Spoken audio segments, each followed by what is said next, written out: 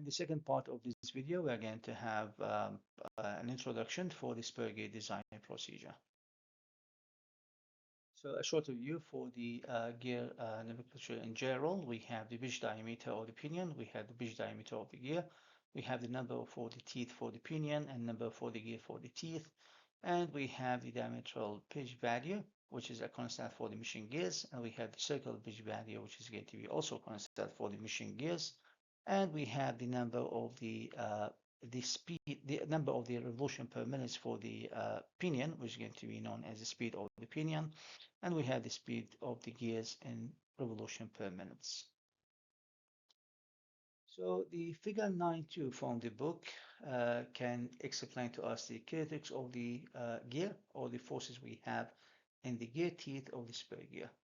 So we can see that from the figure A to the figure E, for the first one is the power flow through the gear pairs. The side B is the side view of this driving gear train, and the figure C shows us the view of the teeth of the gear teeth in the mesh, showing the tangential forces which acting on both gears. So you can see that the action is going to come from the is going to be done on the gear by the pinion and is denoted by the red line, the WT, which is the tangential force on the gear, and at the same time we're going to have a reaction on the pinion by the gear, which is denoted by the blue arrow. They are equal in magnitude and opposite in direction. The figure D is going to show us the tangential and the radial forces exerted by the pinion tooth on the gear tooth. And finally, the figure E shows us the forces on the shaft carrying the driving gear. A close look at the figure E, we can once again see that the tangential force, or WT, exerted by the pinion teeth on the gear teeth is going to be tangential to the pitch diameter of the gear. The WR is going to be the vertical components of the total force acting radially on the gear tooth. And finally, we have WM, which is going to be the total force transferred from one tooth to the mating tooth. The tangential force is the main force that can be calculated directly by knowing some of the parameters of this gear. For example, we need to know what is the amount of the power provided by that gear. Second, the angular velocity, and finally, the pitch line velocity, or the VT. So the tangential force can be calculated by multiplying the power by 2 and divided by the diameter multiplied by the omega. And the units, of course, going to be in Newton. Okay, so we're coming to the radial force. Is going to be equal to tangential force multiplied by the tangent of what we call the pressure angle, or the phi. The nominal force in that case is going to be equal to tangential force divided by the cosine of phi. So in every question, we're going to start looking for the amount of the power provided to the gear, the RPM value, and from it we can find the value for the omega, which is going to be in radian per second, the diameter, and then we can calculate the tangential force. Usually there are something like a limited value for the phi standard values, which is the pressure angle. Choose any, and then we are going to be able to calculate the radial force. The same thing is going to be for the case of the normal force we are going to have on the gear. By knowing the forces, we can start with analyzing the stresses on the gear teeth. So we start with the bending stress by using Lewis' equation for the bending stress calculation at the base of the involute profile. The value for the bending stress, or the sigma t, is going to be equal to the tangential force multiplied by the diametral pitch of the tooth divided by the face width of the tooth multiplied by the Lewis form factor. And Lewis form factor is dependent on the tooth form, the pressure angle, the diametral pitch value, the number of the teeth in the gear, and the place where the tangential force is acts.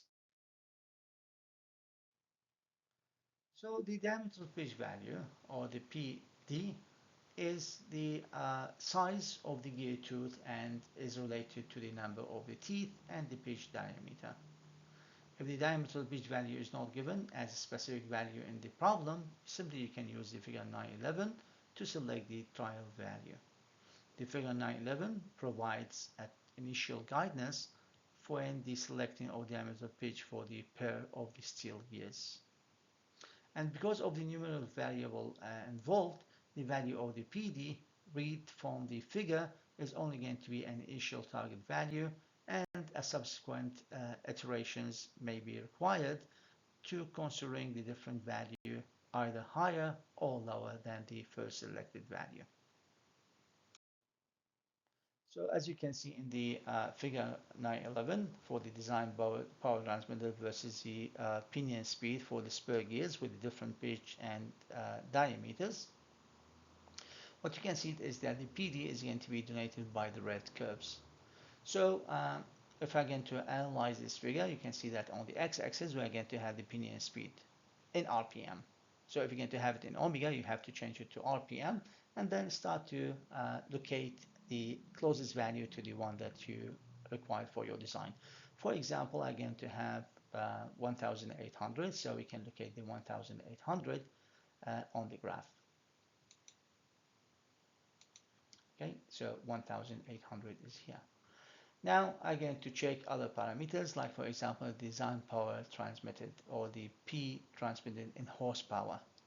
And of course, you know that we can convert the kilowatt to a horsepower and vice versa. Every 748 watt is going to be equal to 1 horsepower.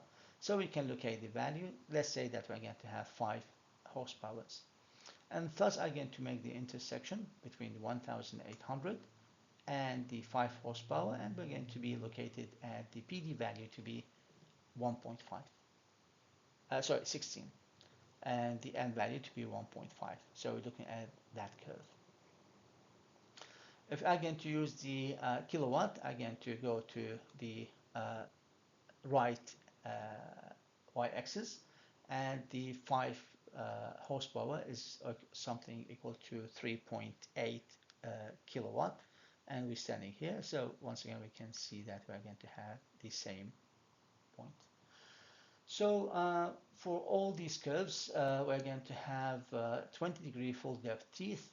The MP is going to be 24, the NG is going to be 96, the MG is going to be 4, the F is going to be 12 by PD, and the AB is going to be equal to 11. This for the steel gears with the HV value of 300 and the S value of 36,000 PSI or 250 MPa, and the SAC is going to be equal to 869 megapascal. So the design power equation is that the power design is going to be equal to the KO multiplied by the P, where the KO is the overall overload factors, which are going to be explained in details in this section. The B is the power being transmitted by the gear pair, and the design is going to be the power level used for the design of the gear drive system. The next step is finding the bending stress number, or the ST. And in that case, this will be equal to the tangential force multiplied by the PD and divided by the F multiplied by the J. And then we're going to multiply it by the a series of the constant, which is going to be used to decide what will be the value of the ST. The first K, or the first constant, or the first factor, is going to be the overload factor for the bending strength.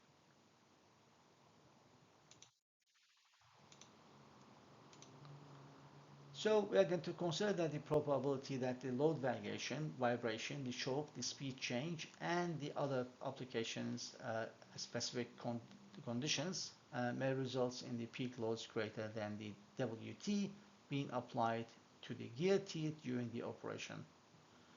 The other factor we're going to use is going to be the Ks, which is going to be the size factor for the bending stress. So we can see that table 9.1 and table 9.2 are going to give us a suggested overload factors Ko and the suggested size factor Ks.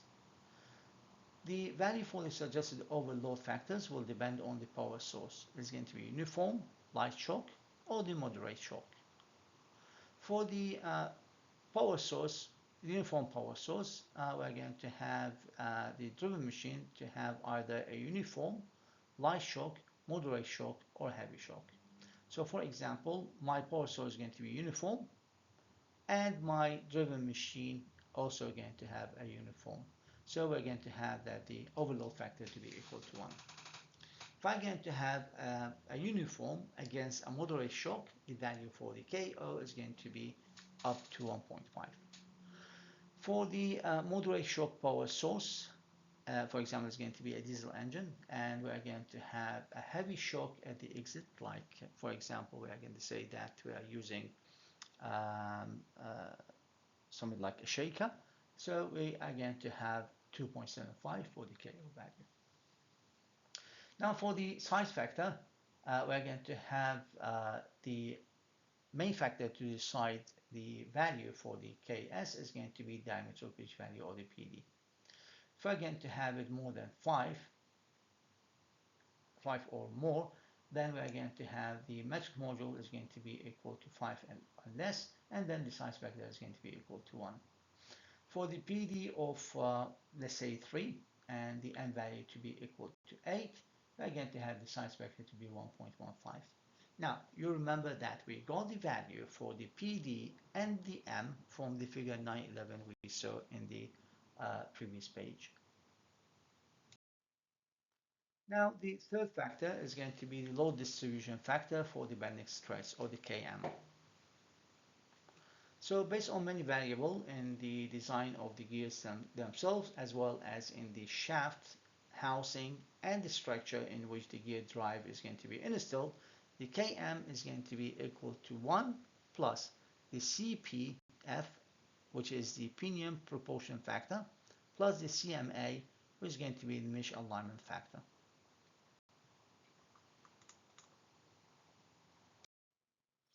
So to find the value for the pinion propulsion factor, we need to use the figure 912 that's shown below.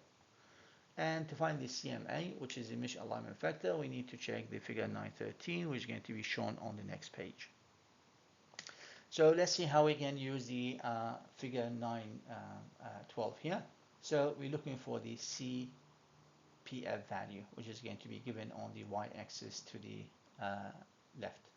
So first we need to find what will be the face width, which can be used in inches below or millimeter above. And we need to find what will be the value for the F to the DP ratio. Okay, so it's simply the ratio between the face width and the bridge diameter, or the pinion diameter. By decide what will be the value, for example, again to have that the face width is going to be 200 millimeters, and the F to DB ratio is going to be 1, then we're setting at this point, and obviously that the value for the CPF is going to be 0.15 here. Okay, another way to do that, the example we have here for the F D over P is equal to less than 0.5, we're going to use the curve to find the value for the F over dP is going to be 0.5. When the face width is going to be equal to or less than 1 inches, or 25 millimeters, then the CPF value, which can be used the following equation to be calculated. When the value of the face width is going to be anything more than 1 inch or less than 15 inch, the equation will be changed to this one. Now, of course, these curves or this graph has been made by using these two equations. Now we're coming to the mesh alignment factor, and we're going to use the figure 913. Well, actually, it's going to be the same method that we used earlier. We can use either the equations to do the calculation for that, and basically that's what we can use if we are going to make our Excel sheet to locate the value for the CMA, or we can do that manually by using the graph. In your design report, you can use either, but if you're going to make an Excel sheet, I prefer that you are going to use the equations.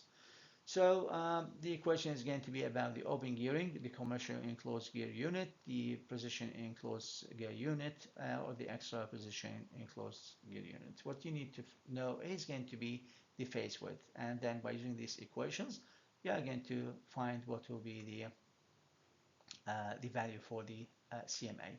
Simply, if I'm going to have the face width is going to be 5 inches, and we're going to have the commercial enclosed gear units, simply just do the intersection here, and then you will find the value is going to be equal to 0.2. Definitely, if you're going to use the same equation here, you are going to end up with the same value. Now, the fourth factor is going to be the rim thickness factor, okay, and which is the KB. The Lewis equation is going to be assumes that the gear tooth behaves as a cantilever attached to the perfectly rigid support structure as its base. If the rim is going to be too thin, it can deform and cause the points of the maximum stress to shift from the area of the gear tooth fillet to the point within the rim. So the backup ratio in that case, or the MB value, is going to be equal to the TR divided by the HT, where you can see that the value of the TR is here, and this will be the value for the HT, or the height of the teeth, and the MB value can be calculated accordingly. Now, let's check what we are going to have on the next page on finding the value for the KB by using the calculations. So the value for the MB will decide if we're going to use the direct calculation for the KB, or we're going to use a standard value for the KB to be equal to 1. If my TR to the HT ratio is going to be more than 1.2, then the KB is going to be equal to 1. If we're going to have the value for the MB is less than 1.2, then we're going to use the equation that the KB is equal to 1.6 multiplied by the ln of the 2.242 divided by the MB value. So you can see that anything between 0.5 up to 1.2 for the MB, we're going to have a different value until we're going to reach the value of number 1. After that, whatever the backup ratio we're going to have, we're always going to have the value for the KB is going to be equal to 1. Now, our fifth and last factor is going to be the dynamic factor for the bending strength. So it accounts for the fact that the load is going to be assumed by the tooth with some degree of the impact, and that the actual load is going to be subjected to the tooth is going to be higher than the transmitted load alone. It will depend on the accuracy of the tooth profile, the elastic properties of the tooth, and the speed with which the teeth come into a contact. So the figure 916 is going to give us the KB value, or the dynamic factor value.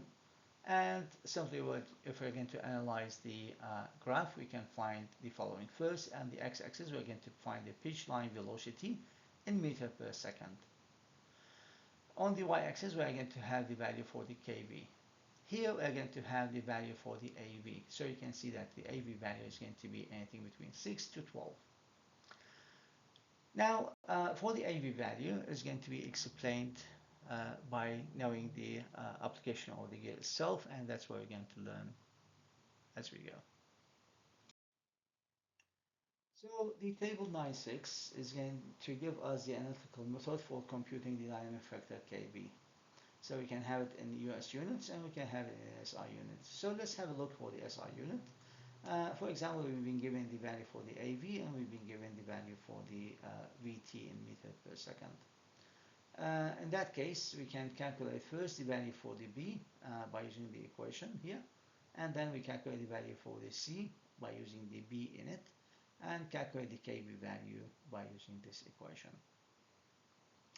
Other way, we can have simply the analytical method, and this will depend on that the VT is going to be equal to the C plus 14 minus AV all squared. So depend on the AV value, we can find what will be the VT maximum to be obtained. So now after we found all the factors, we can start to do the calculation for the bending stress number. What we need to find now is going to be the selection of the gear materials based on the bending stress. So this will be necessary to keep the bending stress number less than the allowable stress number. Otherwise, the gear will be filled. So it's valid only if the temperature is going to be less than 121 degree, and this will be last for 10 million cycles of the tooth loading, and with reliability of 99% and safety factor of 1. So you will see that the ST, or the bending stress number, it should be less than the allowable stress number, which is a property of the material itself. And we can start to do the calculation. Sorry, what is that? Okay, so the adjustable allowable stress value, which is the S prime 80 number, is considering that we have uncertainties in the design analysis, material characteristics, or manufacturing tolerances, or to provide an extra measure of the safety in the critical application. So now we can calculate the value for the S prime 80, or the modified allowable stress number, by using the value for the allowable stress multiplied by the Yn, which is stress cycle factor, which is based on the cycle of the loading number, and then divided by the SF multiplied by the Kr, where the SF is a reliability factor, which is a design reliability. You can choose this number within a certain limitation, multiplied by the Kr, which is the factor of the safety, where we are going to have uncertainties in the design analysis, the material characteristics, and the manufacturing tolerances. The high contact stresses will cause the pitting for the gear teeth, which is going to be a removal of small particles, which are going to be removed from the surface of the tooth faces. The pitting results in fatigue. So the contact stress in the gear is going to be calculated by using the equation we have here, where the subscript 1 and 2 refers to the material of the two bodies in contact. The WC in this equation is the contact force exerted between the two bodies. For the gears, the WC is going to be the normal force delivered by the driving tooth on the driven tooth. And thus the WC is going to be the same as the WN that we explained earlier. That's going to be equal to the value for the tangential force divided by the cosine of the pressure angle. Now, the elastic coefficient also can be calculated by using a numerical equation, where we're going to use the value for the R1 and the R2, where the R1 and the R2 is going to be the ratio of the curvature of the involute tooth forms of the two mating teeth. They are going to be changing continuously during the meshing cycles. At the contact points, it is going to be changing.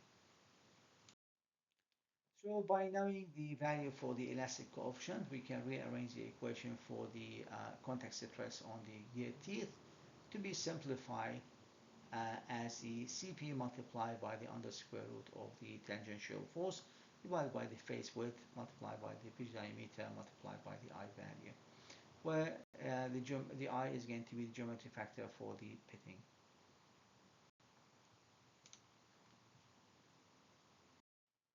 In the same manner, the contact stress number also can be having the rearranged equation, where it's going to be the contact stress number is going to be equal to the Cp multiplied by under square root of the tangential force multiplied by the multiple factor that we found earlier divided by the face width dB multiplied by I.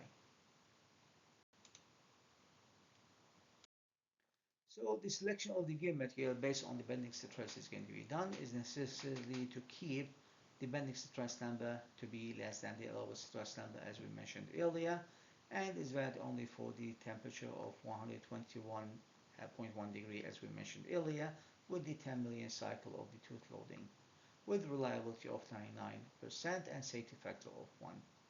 So in that case, the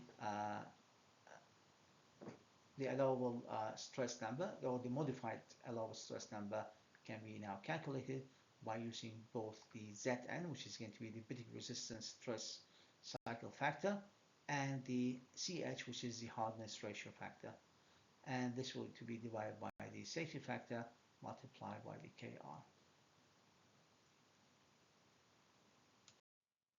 The table 9.7 is going to provide us with the elastic coefficient CV value for different pinion material.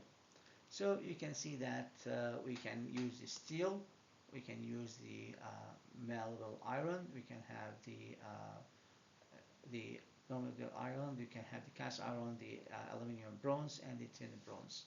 So here we have the value for the modulus of elasticity in megapascal, here in megapascal, and here is going to be in pound per inch square.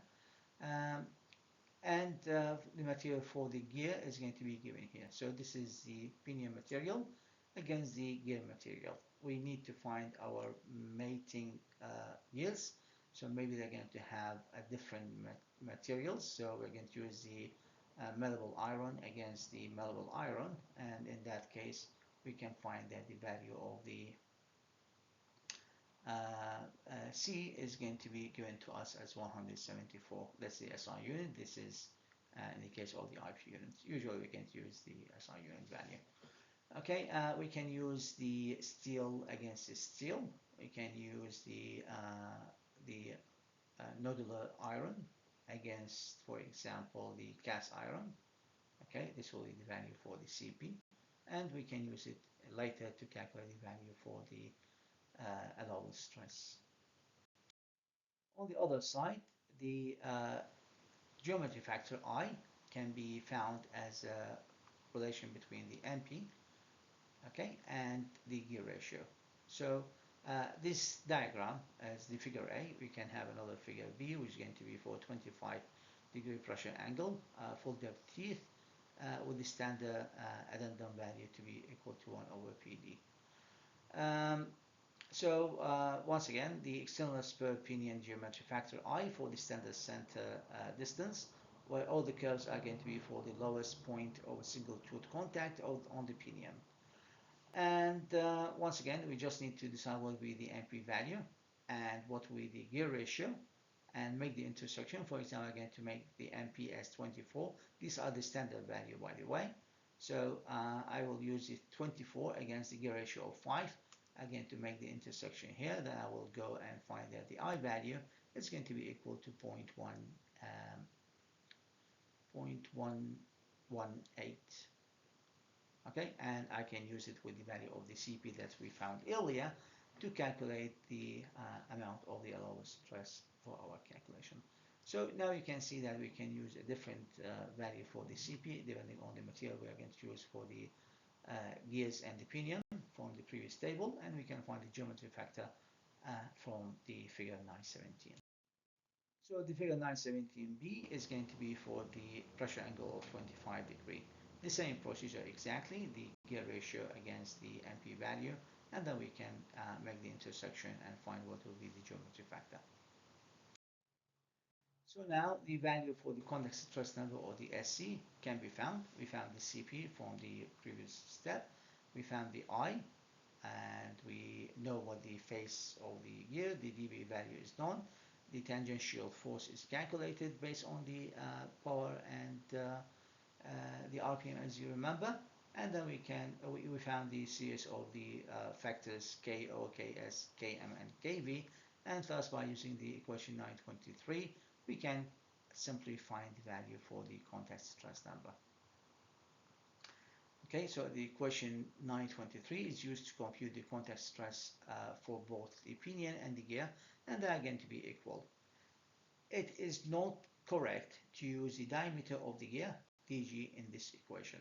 We need to find the diameter of the pinion and use it in this equation. So in the next video, we are going to have the design objectives and the steps of the for the spur gear design. We are going to show you a procedure. We are going to use it to do